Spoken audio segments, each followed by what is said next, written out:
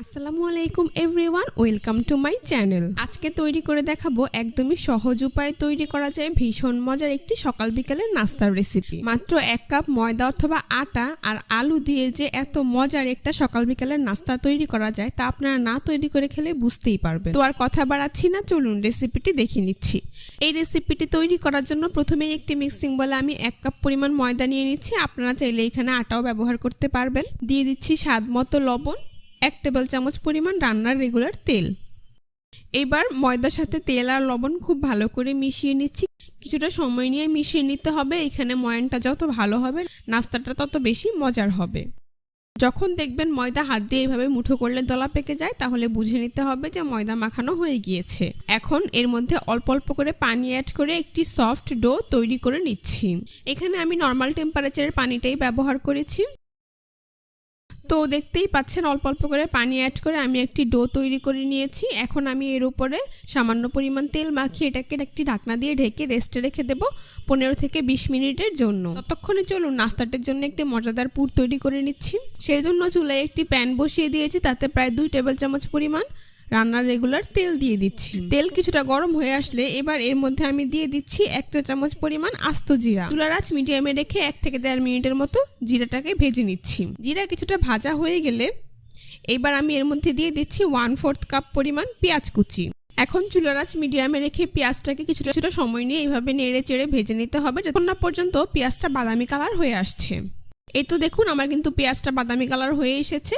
এখন আমি এর মধ্যে দিয়ে দিচ্ছি 1/2 চা চামচ পরিমাণ আদা বাটা আর 1/2 চা চামচ পরিমাণ রসুন বাটা। পর্যায়ে এখানে আমি 1 টেবিল চামচের মতো পানি অ্যাড করে দিচ্ছি। করে তেলে আদা রসুন বাটা দিলে তেলটা ছিটকে আপনার গায়ে আসবে না। তো আদা রসুন বাটা পেঁয়াজের সাথে খুব ভালো করে মিশিয়ে নিচ্ছি। চাইলে এখানে আদা রসুন কুচি কিংবা আদা রসুনের পাউডারও ব্যবহার করতে পারবেন। আমি এর মধ্যে দিয়ে দিচ্ছি স্বাদ মতো লবণ, দিয়ে দিচ্ছি 1/2 চা চামচ পরিমাণ লাল মরিচের গুঁড়া, 1/4 চা চামচ পরিমাণ হলুদের গুঁড়া, 1/2 চা চামচ পরিমাণ দিয়ে দিচ্ছি পাঁচফোড়নের গুঁড়া। এলে আস্ত পাঁচফোড়নও ইউজ করতে পারেন। আর এখানে আমি দিয়ে দিচ্ছি 1/2 চা চামচ পরিমাণ গরম মশলার গুঁড়া। এবার সবগুলো উপকরণ আবারও খুব ভালো করে মিশিয়ে নিচ্ছি। এরপর যা আমি এর মধ্যে আরও 2 টেবিল চামচ পরিমাণ পানি দিয়ে দিচ্ছি। এতে করে মশলা কিছুটা কষানো হবে আর মশলার কাঁচা গন্ধ চলে যাবে। যখন পানি কিছুটা শুকিয়ে আসবে আর মশলাটাও খুব ভালো করে কষানো হয়ে যাবে, তখন আমি এর মধ্যে এই ম্যাগির ম্যাজিক মশলাটা দিয়ে দিচ্ছি। এটা টোটালি অপশনাল, হাতের কাছে না থাকলে না দিলেও চলবে। মশলাটাকে ভাজার সময় অবশ্যই চুলার আঁচ মিডিয়াম টু লোতে রাখতে হবে, তা না হলে মশলাটা পুড়ে যেতে পারে। এখন আমি এর মধ্যে দিয়ে দিচ্ছি এইভাবে কিউব করে কেটে রাখা আলু। বড় সাইজের 2টি আলুকে কিউব করে নিয়েছি। এইভাবে ছোট করে কিউব করেছি যাতে সহজেই সেদ্ধ হয়ে যায়। এবার আলু কুচিগুলোকে মশলার সাথে খুব ভালো করে মিশিয়ে নিচ্ছি।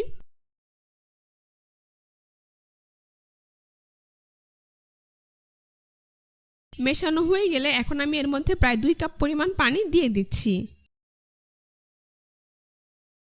একটি ঢাকনা দিয়ে ঢেকে অপেক্ষা করছি যতক্ষণ পর্যন্ত না পানি শুকিয়ে আলুটা সেদ্ধ হয়ে আসছে।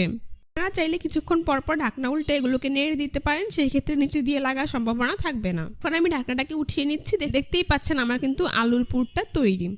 এটা সেদ্ধ হয়ে গিয়েছে আর খুব ভালো করে এটার পানিও চলে গিয়েছে। এ পর্যায়ে আমি এর মধ্যে দিয়ে দিচ্ছি 3 থেকে 4টি কাঁচামরিচ কুচি আর 1 টেবিল চামচ পরিমাণ ধনিয়া পাতা কুচি। কাঁচামরিচ আর ধনিয়া পাতা সবকিছুর সাথে খুব ভালো করে মিশিয়ে নিচ্ছি। মেশানো হয়ে গিয়েছে। এখন আমি চুলা অফ করে এই পুরটাকে একটি বাটিতে নিয়ে নিচ্ছি। ফিরে এলাম 20 মিনিট পর। ঢাকনা সরিয়ে নিচ্ছি। দেখুন আমার ডোটা ঠিক কতটা সফট হয়েছে। এখন এটাকে আরও কিছুক্ষণ মথে নিয়ে তারপর একটি বোর্ডের ওপর নিয়ে নিচ্ছি। বোর্ডের ওপর নিয়ে এটাকে এইভাবে লম্বা রোলের মতো করে নিচ্ছি।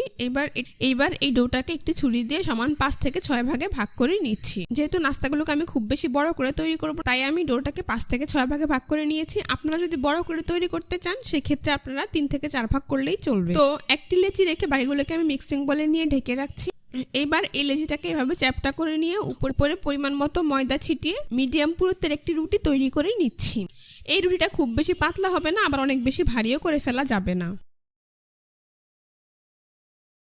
তো দেখতেই পাচ্ছেন আমার রুটি তৈরি করা হয়ে গিয়েছে আর এর পুরুত্ব ঠিক এমন হয়েছে।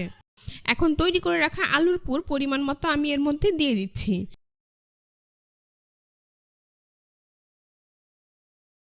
তারপর পুরটাকে এইভাবে চামচ দিয়ে স্কোয়ার শেপ করে নিচ্ছি।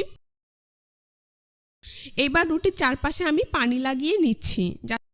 তারপর এক পাশ থেকে রুটিটাকে এইভাবে ভাঁজ করে দিচ্ছি, অপর পাশ থেকেও একইভাবে নিয়ে এর উপর এইভাবে লাগিয়ে নিচ্ছি। উপরের এবং নিচের দুই পাশেও আমি একইভাবে পানি লাগিয়ে এর উপর লাগিয়ে নিচ্ছি। এই যে দেখুন, পুরের মতো করে স্কোয়ার শেপ দিয়ে আমি নাস্তাটাকে ভাঁজ করে নিয়েছি। আশা করি আপনারা দেখেই বুঝতে পারছেন নাস্তাটি আমি ঠিক কিভাবে তৈরি করেছি। তো দেখতেই পাচ্ছেন কত সহজেই কিন্তু আমার একটি নাস্তা তৈরি করা হয়ে গিয়েছে। এখন এটাকে আমি একটি প্লেটে উঠিয়ে নিচ্ছি। এইভাবে আমি সবগুলো নাস্তা তৈরি করে নেব। এবার নাস্তাগুলোকে ভেজে নেব। সেই জন্য চুলায় একটি প্যান বসিয়ে দিয়েছি। এবার এই প্যানে নাস্তাগুলোকে আমি দিয়ে দিচ্ছি। আগে আমি তেল দেব না, নাস্তাগুলোকে প্রথমে 2-3 বার উল্টে এরপরে তেল দেব। চুলার আঁচ মিডিয়ামে রেখে নাস্তাগুলোকে আমি 2-3 বার উল্টে পাল্টে নিচ্ছি। এখন আমি এর উপরে এইভাবে তেল দিয়ে দিচ্ছি। তেল দেওয়ার পর নাস্তাটাকে কিছুক্ষণ পরপর উল্টে পাল্টে দিচ্ছি। নাস্তাটাকে কিছুক্ষণ পরপর উল্টে পাল্টে গোল্ডেন ব্রাউন কালার করে ভেজে নিচ্ছি। এই তো দেখুন, আমার নাস্তাটা কিন্তু ভাজা হয়ে গিয়েছে, খুব সুন্দর কালার চলে এসেছে। এখন এটাকে তেল থেকে তুলে তারপর একটি নাস্তার প্লেটে নিয়ে নিচ্ছি। এভাবে আমি অন্য নাস্তাটিকেও তুলে প্লেটে নিয়ে নিচ্ছি। বাকি সবগুলো নাস্তাই আমি এভাবে ভেজে নেব। এখন পরিবেশন করে আপনাদের দেখিয়ে দিচ্ছি। দেখুন, নাস্তাগুলো দেখতে মাশাআল্লাহ কতটা সুন্দর হয়েছে, এটা খেতেও হয়েছে অনেক বেশি মজাদার। পুরে ঠাসা সকাল বিকালের একটি নাস্তা একবার তৈরি করলে দেখবেন বাসায় বড় থেকে ছোট সকলেই খুবই পছন্দ করবে। রেসিপিটি ভালো লাগলে আমার চ্যানেলটি সাবস্ক্রাইব করবেন, পাশে থাকা বেল বাটনটি অন করে দিবেন। আজ এ পর্যন্তই। সবাই অনেক বেশি ভালো থাকবেন। আল্লাহ হাফেজ।